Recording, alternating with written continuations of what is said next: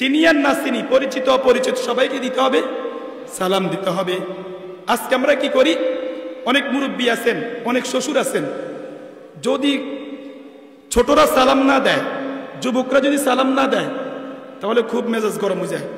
কি জামাইয়ারে সালাম দিল না, এত বড় সাহস, আমি তার শ্বশুর, আমাকে সালাম দিল না, যুবক আমাকে সালাম দিল না, আমি তার মুরব্বী না, আমি মসজিদের সভাপতি না, মসজিদের সেক্রেটারি না, আমাকে কেন সালাম দিল না?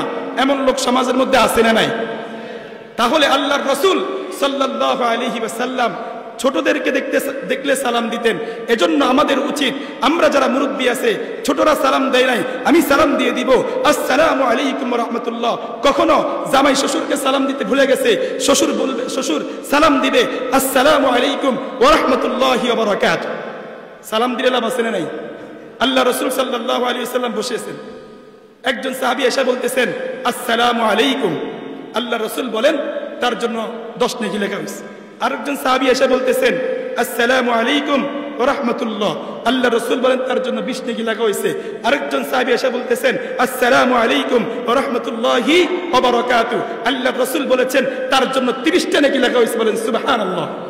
তাহলে পুরা সালাম দিলে কয় নেকি পাবো আমরা? বলেন তাহলে সালাম পুরা দেন, সকলেই বলেন আসসালামু আলাইকুম ওয়া রাহমাতুল্লাহি ওয়া বারাকাতুহু। বড় দুঃখ এবং পরিতাপের বিষয় হচ্ছে এই ফজিলতপূর্ণ সালামটা মুসলমানের সন্তানরা, মুসলমানের নেতারা, মুসলমানের প্রতিনিধিরা সুন্দরভাবে শুদ্ধভাবে সালামটা পর্যন্ত দিতে পারে না। কথা ঠিক? স্টিজুরি সালামু আলাইকুম, কথা কোন কি কয়? সালামু আলাইকুম, বিসমিল্লাহির রহমানির রহিম, নাউজুবিল্লাহ বলবেন না, নাউজুবিল্লাহ আরো জোরে বলেন। সালাম কিভাবে দিতে হবে? সালামু আলাইকুম, আসসালামু আলাইকুম, ওয়া আলাইকুম সালাম, লা হাওলা ওয়ালা কুওয়াতা ইল্লা বিল্লাহ। কিভাবে দিবেন বলেন? আসসালামু আলাইকুম ওয়া রাহমাতুল্লাহি ওয়া বারাকাতুহু। সালামের উত্তর ওয়া আলাইকুমুস সালাম ওয়া রাহমাতুল্লাহি ওয়া বারাকাতুহু। قال النبي صلى الله عليه وسلم افشوا السلام واطعموا الطعام وصلوا الارحام وصلوا بالليل والناس نيام تدخلون الجنة بسلام। আল্লাহর নবী বিশ্বনবী জনাব রাসূলুল্লাহ সাল্লাল্লাহু আলাইহি ওয়াসাল্লাম বলছেন তোমরা সালামের প্রচার প্রসার করো। এইজন্য আমরা একে অপরকে সালাম দিব, সালামের প্রচার প্রসার করব।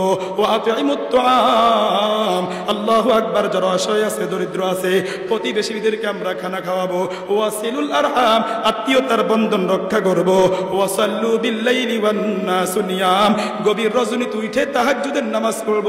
আল্লাহর রাসূল সাল্লাল্লাহু আলাইহি ওয়াসাল্লাম বলছেন তাদখুলুনাল জান্নাতা বিসালাম, তোমরা নিরাপদে আল্লাহর তৈরি জান্নাতে প্রবেশ করো। তো আল্লাহর রাসূল আগে কেন সালাম দিলেন? অহংকারের দরওয়াজাকে বন্ধ করে দিলেন। আল্লাহর রাসূল সাল্লাল্লাহু আলাইহি ওয়াসাল্লাম একদিন গাদার উপর আরোহণ করছেন। কিসের উপর? কোন আরো জোরে বলেন, কিসের উপর? গাদার উপর আরোহণ করছে। সাহাবাই কেরাম আশ্চর্য হয়ে গেছে। সাহাবাই কেরাম বলতেছে ও আল্লাহর নবী, আপনার তো অনেক মর্যাদা, আপনি আমাদের নবী, আপনি শ্রেষ্ঠ নবী, আপনি গাদার উপর কেন উঠলেন? ঘোড়া আছে না আপনার জন্য? ঘোড়া আছে না? দামি জিনিস আছে না? আপনি গাদের উপর কেন উঠলেন? আল্লাহ রাসূল বলেন আমার মতো শ্রেষ্ঠ নবী কেউ নাই, আমার মতো শ্রেষ্ঠ মানুষ কেউ নাই। আর আমি গাদের উপর কেন উঠলাম জানোনি?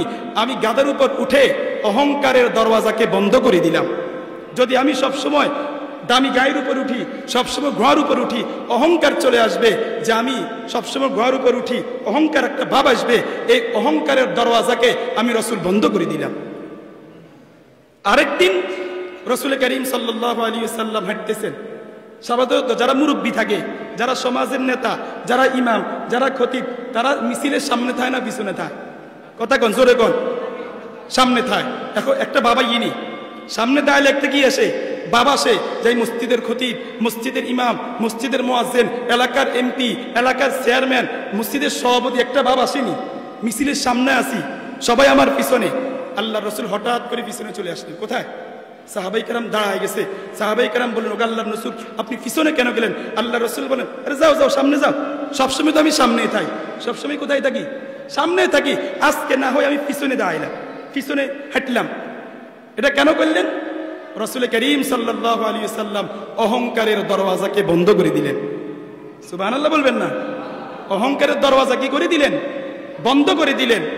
রাসূল করিম সাল্লাল্লাহু আলাইহি ওয়াসাল্লামকে ইহুদিরা দাওয়াত দিছে দাওয়াত দিয়া বিষ খাওয়াইছেনি। বিষ খাওয়ানোর পরে 3 মাসের ভিতরে অন্য অন্য সাহাবায়ে কেরাম শাহাদাত বরণ করছে। আল্লাহ রসুল সাল্লাল্লাহু আলাইহি ওয়াসাল্লাম এই বিষ ক্রিয়া আক্রান্ত হয়েছে, মৃত্যুর আগেও বিষ ক্রিয়া উঠেছে। আল্লাহ রসুল এই ক্রিয়ার কারণে কি গেছেন, ইন্তেকাল করছেন।